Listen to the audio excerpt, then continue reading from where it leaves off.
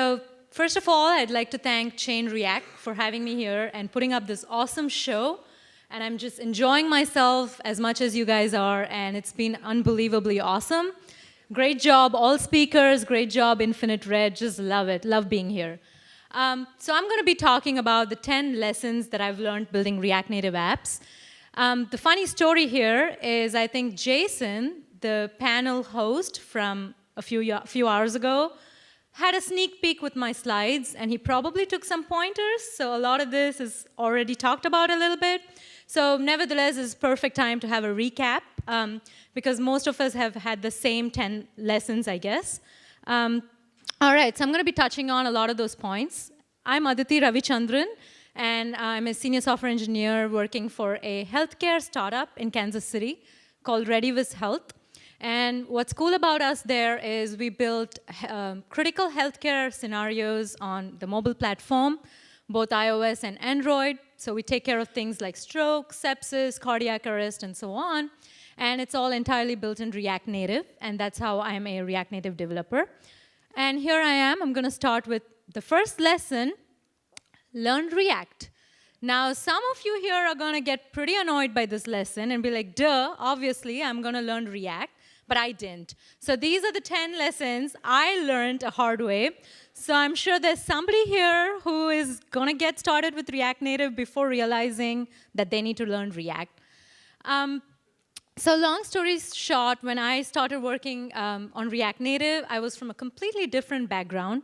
I was doing Java and C++, and then I got to work for the startup here, and I was asked to code React Native. So I had no idea what I was getting into. I did not know JavaScript, and I did not know React, and I was just going to start coding React Native. So that's not possible. So please learn React if you haven't learned React. The things that you really need to learn about are what is a props, what are state, lifecycle methods, and the composition model of React. And with React Native, you also need to know JSX, which is kind of optional in React, but that's how you code in React Native.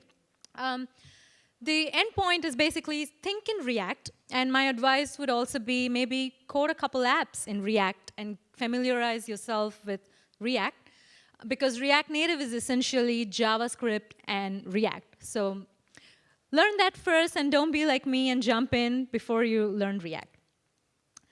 Lesson 2 talked about quite a bit in the last 2 days, navigation. Navigation is still evolving. I started coding React Native in 2016, and at that time, it was very, very difficult to understand what was going on, what was the library I needed to pick. And for those of you who are wondering what is this navigation we're talking about, it's basically the transition between the screens on your mobile app, right? It's the routing for your mobile app. There are so many screens you're going to have, even for a simple application. You press the home button, you go to the back button, and tons of screens. And navigation is really a very crucial piece of your application. And picking the right library is super important. And you may end up seeing all of these options. And don't get worried, because there are some cool options that you can solidify to. Don't freak out. Here are some of the libraries I've used, which are kind of irrelevant right now, but I still would like to mention kind of the journey. I used something called Navigation Experimental long ago, and it was an experimental library and got deprecated, so that's no-go. And then I used something called Navigator, gone. There was Navigation iOS. It was only for iOS, so don't use it. Then there was native navigation, which was, I think, by Airbnb, and they stopped support for that. So that's gone. And then there was React navigation. So this is where we ended up, finally. And we're using React navigation, and I guess it's in version 3.0 now. And it's super cool, and we've really enjoyed using React navigation. And a tip would be, if you'd like React navigation, you can also use a React Native router Flux along with it. It's kind of a wrapper. It's a wrapper around React navigation, and I've enjoyed using that because the APIs are just so much easier. And even if things were going to change in React navigation, when React Native router Flux upgrades, they're going to take care of it. So I've enjoyed using React navigation in combination with React Native router Flux. I should have added that on my slide. And if you're someone who really wants a complete native navigation on both your iOS and Android, you can go for React Native navigation. I've heard a lot of cool things about it, but I have not used it. I probably want to try that on a different project outside of my work. But you have two solid options, React Navigation or React Native Navigation. And just forget about the past and all the other Stack Overflow questions about navigation, and don't get confused. And that's the lesson about navigation. The next lesson was also talked by the panel quite a bit about state management. Well, in my experience, I do enjoy using external state management libraries like Redux and MobX. And the reason we use that is when you're complicated, your apps become very complicated. So when we started coding our app, it was just a prototype, and then it grew and grew and grew, and then we started passing all the props down to the children, and it kept growing and got complex to handle. And that's when libraries like Redux and MobX come in place. Now, we don't want a battle between Redux and MobX because they're both trying to solve the same problem. And as somebody else mentioned in the panel, it's really about the developer. Whatever you like, you can pick one of them. Redux does come with a lot of boilerplate, and MobX is kind of easier to pick up for a newbie. It has less of a learning curve. But Redux, again, has a lot of these community support, awesome developer tools, and things like that. So we chose to pick Redux for our application. And MobX also is awesome, so it's just really up to you. And of course, with the advent of Apollo and things like that, there are other options for you to take care of your state management as well. But do you always need state management? What are the signs that you really need state management? Like I talked about, if you have a lot of props passed through a hierarchy of components, it's probably a good time to consider state management libraries. You don't want to keep passing props down parent to child to child to child to child. If you have global components, let's say you have notifications, that is a good time to use a external state management library as well. Also, for instance, you have user information. Like, for example, in our app, we have patient info that we show across multiple container components. Maybe that's a good one for you to use Redux or MobX. Or you can use React hooks, maybe. I haven't dived too much into React hooks, but with the combination of context and React hooks, maybe you can do away with state management libraries as well. So whatever your choice is, think about it. If you're picking a library, just play with it a little bit and decide which one would scale for your application. All right. Another question from the panel again, should I use Expo or not? I'm a big fan of Expo as well. And Expo is awesome. It lets you build React Native apps super fast. So if you're building a rapid prototype or if you're building an app that needs to go real quick, Expo is the way to go.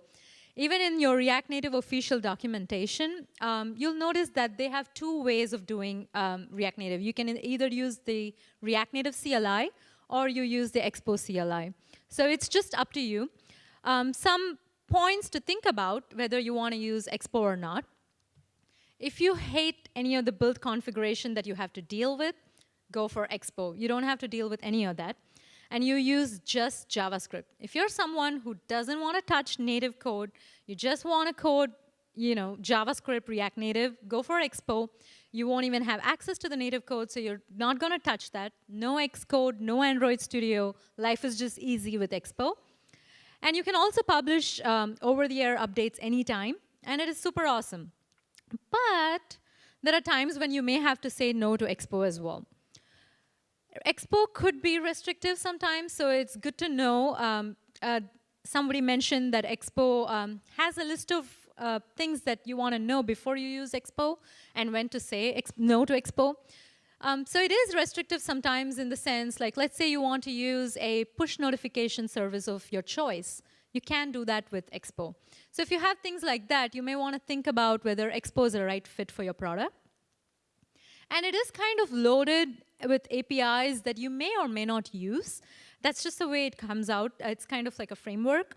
So it may not be suitable if you have a super lean app. If that's your aim, maybe it may not work out.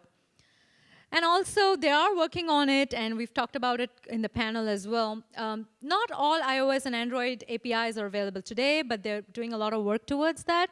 So that's something to consider as well. So if you want access to a native feature like Bluetooth, I don't think Expo has support for that yet, and maybe it'll come in the future. So before you choose to use Expo or not, just kind of get your requirements nailed down and know what your app really needs, like what are the native features and things that you need to use to make that judgment.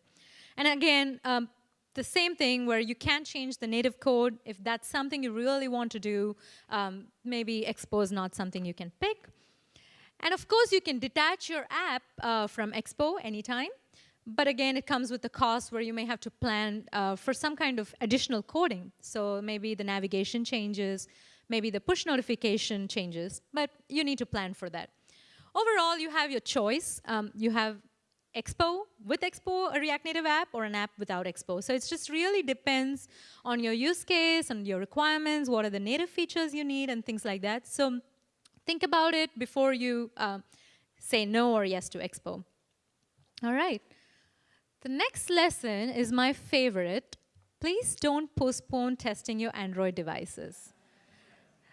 This is these two characters who are battling, and they're wondering, nope, iOS, nope, Android, nope, iOS. But remember, you're building a cross-platform application for both iOS and Android. That is why you pick React Native. If not, you would be an iOS developer or an Android developer. So keep that in mind and quit battling. From the experience I have, the areas where I actually notice problems is that most of the developers that I work with and in my team somehow have iOS devices, including me. And then what happens is we have our own personal device and we like to test on that because it's just easier. You can deploy it, test it, and you don't have to deal with other devices. So that is a problem because if you mostly have iOS, you're going to forget about Android. Another problem is that developers usually run only one emulator at a time. Now, the reason for that is also because the Android emulators, for some reason, are really slow. And I even hear noises from my laptop when I open up Android Studio. And that is true. I don't know why. It's just like that. And then what happens is it kind of reduces the developer velocity. So we're like, oh, close Android Studio, close that emulator, just open the iOS emulator. It runs smooth and fine. It's OK. The mistake is then you're assuming that it works on Android as well. So don't do that. A tip for that would be, what we do is we kind of rotate. Get your developers to sign up and say, OK, developer A, this week you're going to use an Android emulator. Developer B, this week you're going to use the iOS emulator. And then by the time the week is over, just rotate them. That way they don't feel bad. And keep doing that. So that way you can catch your bugs early on during development time at just that stage before you even go and deploy to the devices. I think some people touched this point. Many third-party libraries really don't support Android as well. And that also is because of the same reason that the overall React Native experience, for some reason, is just kind of better with iOS. So we need to change that at the developer level as well. And that's going to change the third-party libraries as well. Because the people coding those libraries are doing the same mistakes. So we want to make sure that we kind of treat Android and iOS as equals and test Android devices along with your iOS devices. So some tips.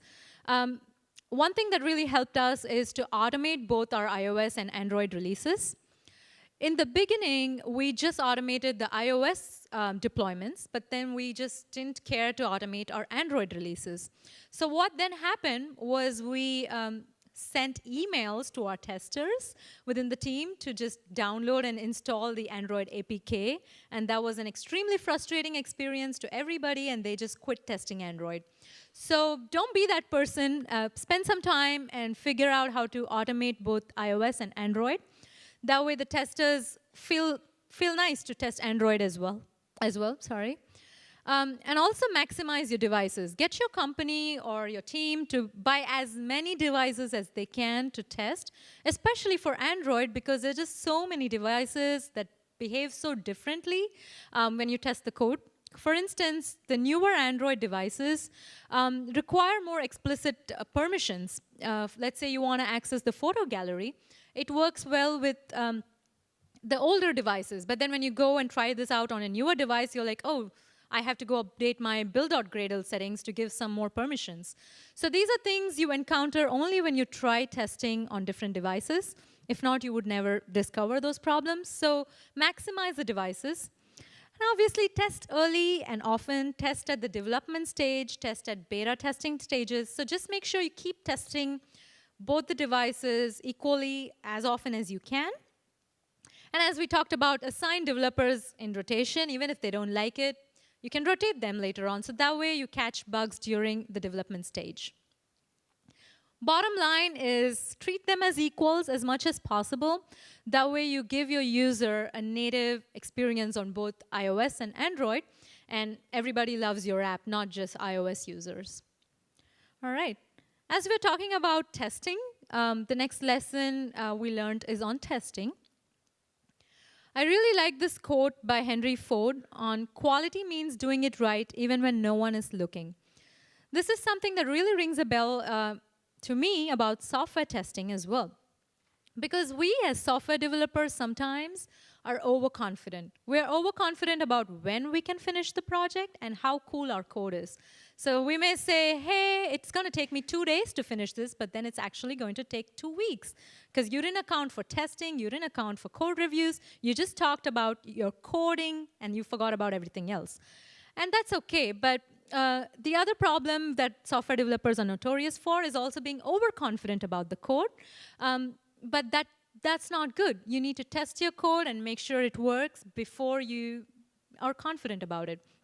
So for React Native unit testing, we use Jest, which is super cool. And based on the State of JavaScript survey from 2018, it ranks as #1 among testing frameworks for JavaScript, followed by Mocha, Jasmine, and so many other cool frameworks. So make sure you write good unit tests, which is like the basic level of testing that you need to do for your code before you ship it.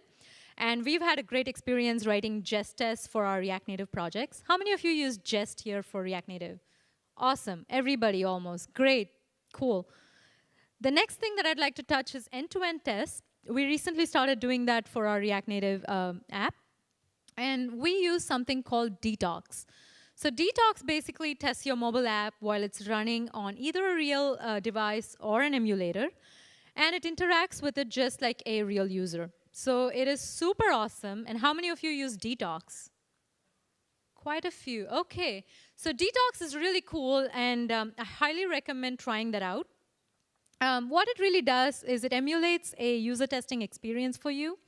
And it's very similar to these end-to-end tests that you see for the web. It's super awesome because it is built specially for mobile and React Native, and it works really well. And Detox is not really a black box test. They call themselves as a gray box test. What it does is it allows to test the framework from within the app. So they monitor the app from inside and actually synchronize with it. So this way, it's not super flaky, and you can actually trust the Detox test to do a good job. And what does it do for your team? It saves you tons of time. It helps automate a complete manual QA process, and it saves developers, testers, and everybody else a lot of time. I've noticed that specifically with Detox tests, like everybody who's non-technical loves it on our team, because they can actually see this happening right in front of their eyes. It goes super fast, and it emulates, as I said, the user testing experience. And that is great for people who are non-technical to just look at it and be like, oh, wow, it can do that? That would take me hours to do. And also, it's super simple to write and execute. It's all written in JavaScript. So please do check it out for your integration tests.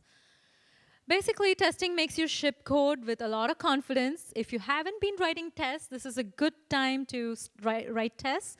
And you can explore several different options outside of Jest and Detox, and basically make sure that your code is foolproof. All right. So as we talk about testing, and then the next step is continuous delivery. So for continuous delivery, we use a tool called Fastlane. How many of you use Fastlane? A lot of people, awesome. So maybe like 50% uses Fastlane, cool. I love Fastlane. What it does for me is it can distribute beta builds, and that is awesome because I can then add as many testers I want, and they can test my beta versions. And it can also do some of the more monotonous tasks like capture screenshots, code signing, and app store deployment. So these are things that developers kind of hate to do, and Fastlane takes a little bit of burden outside of that from you. And good news is it's cross-platform. It can do both iOS and Android. And tons of hours saved. So I highly recommend checking out Fastlane for your continuous delivery. And using Fastlane, we do our beta deployments so frequently, even like every day or multiple times a day. And for iOS, we use TestFlight. TestFlight is basically an app which can have your beta deployments for iOS. It will have your version numbers for your beta version, and it can have like release notes and things like that. So it is basically almost like an app store experience, but you just install a beta app. And the other one we use for Android is Google Play, and we also use Crashlytics sometimes. So the thing about Google Play is that sometimes for testers, it could get confusing. Are they downloading the prod app or the beta app? So if that kind of confusion needs to be eliminated, you can use Crashlytics as an alternative to deploy your beta for Android. And it is also a product by Google. So it really doesn't make a difference for that. So I've had a good experience with Crashlytics because it also shows me crash reports. You can also check out like how the users are using your app and user retention and other analytics in addition to just using it for installing your beta apps. So check those out for beta deployments. Does anyone use Crashlytics here? OK, cool. So yeah, definitely check that out for deploying your beta app. All right. The next lesson is picking the right library. We had a whole talk about open source community in React Native, and it is sometimes challenging to pick the right library. So there are several times you may encounter that, hey, I don't think this is available out of the box. These components don't exist. So how do you really pick the right library? The strategy we use is very basic. Look at GitHub, see the number of contributors, look at how active the community is around that library. And of course, some libraries are awesome, but they don't have a lot going on. So if you find libraries like that, you can fork it or be a contributor to it, you know. So it really depends on what you're looking for. There is this React Native community, which has about 70 repositories today, and it is awesome. It is vetted by the leaders of React Native, and it has almost, I think, 50 or 60 contributors. I can't remember the exact number, but it is super awesome. The solutions for like camera, if you want to sound, video, and many other native components that don't exist out of the box are available in React Native community. And again, if you do happen to code your own component, if you're creating solutions today that don't exist, try to open source them and tweet about it and just talk about it a little bit in the community so people are aware of it and it becomes a part of the React Native community. We just want to help each other out here, and that's kind of what you need to do when you're picking the right library. The next lesson is upgrades have been hard in React Native, and everybody who's working on React Native knows that. And obviously, that's also because it's rapidly changing and things are going so fast. It's gonna get better after a few months or few years, but until then, we need to work with what we have. So some tips before you upgrade. Make sure you plan for it. Don't try to do upgrades just when you feel like it or before a prod release and things like that. Always make sure your upgrades are planned well and you have enough padding time to upgrade. In my experience, upgrades have lasted a few hours to a few weeks. Yes, and that's because sometimes, a library you've used may have gotten deprecated. For example, the navigation experimental library I use got deprecated, and I had to rewrite all of that. So just plan ahead of time and The most important thing is upgrade often. If you're going to wait for 6 to 7 months to upgrade, you're going to be having a tough time because React Native changes so rapidly, and you don't want to wait for too long before you upgrade. So keep up with the latest React Native releases. Just wait for a little bit, make sure everything's stable, and go ahead and upgrade. So we try to keep our app as upgraded as possible, and we do it as often as possible, so we don't run into as many issues as we used to a few years ago. Because we just waited to upgrade, it was just harder back then. And React Native official documentation has steps for upgrading, so you can check that link out, which takes you in the right direction towards upgrading. Finally, about performance, obviously last but not the least, performance is super important for your mobile application. And that's, I would say it's more important for a mobile app to perform better than even a website, because this is something you put on people's phones, and if your application is going to be lagging, doesn't perform well, the users are going to hate it, and they're going to uninstall it. So keep in mind that performance is really important, and today we had Ram talk about performance, and he gave a full talk about it. So if you didn't see it, definitely go check it out on YouTube when it's live. Some tips on performance from what we've done in the past. If you're using animations, make sure that you use the prop, use native driver, and set that to true. That makes a huge difference. It's going to make sure that your animations are running on the native driver instead of the JavaScript side.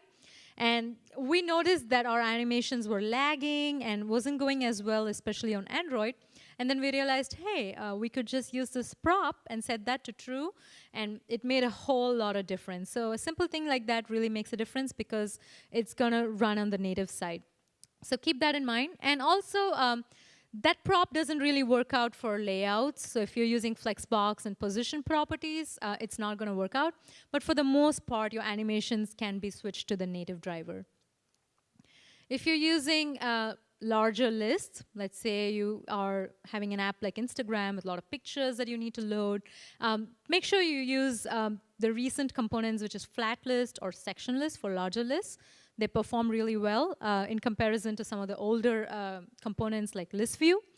The reason I'm saying this is when you look into Stack Overflow or other places, some of the code snippets you may come across are older, so make sure you don't use list view, just go for flat list or section list. And if you're using a list, make sure that every item in the list has a key. And this is applicable to React as well. And the reason we need to do that is if you don't have a unique key for every list item, React is going to keep re-rendering every time you add or remove an item. So make sure you have an unique key, and this makes a significant difference in performance. Also, if you're using React class components, make sure that you bind early and render simple. What we mean by that is your bindings need to happen at the constructor level or early on, and your render methods just need to look simple. I don't know if you can see that very well. And the wrong way to do that is to do the binding inside the render method. So that's not how we want to do it. And there are so many other tips. Obviously, performance is a huge aspect. And you can also take a look at the official React Native docs. Talks a lot about performance and different ways to profile and things like that. So keep in mind, your performance of your app is super important. All right, we've reached the end of the lessons, and I'm just going to recap all of them so it stays fresh. Learn React, please. Navigation is at a much better spot today, although it's still evolving. Either go for React Navigation or React Native Navigation. And use state management based on your likes and needs if necessary, if you have a complex application. Expo or not, Expo is great, but does it fit your use case? You have to decide that. Don't treat Android, like a bad person. It's cool. People will be happy if you test it early on. And testing, write unit tests, write integration tests, or as many tests as you can to make your app super solid. Continuous delivery, use Fastlane. I really like it. And picking the right library, pick the right library, and also contribute as much as you can to the community, which is growing. And upgrade often, so you don't complain as much about upgrades, and focus on performance. So that's a recap. And it's a super cool time to be a React Native developer. Things are going so great in the community. It's awesome. And you can see that with all the enthusiasm that's happening at Chain React right here. I'm really honored to be here. Thank you so much, Chain React, for having me. And if you have any questions, I'm here, or you can even tweet me, whatever. Thank you so much. Thank you.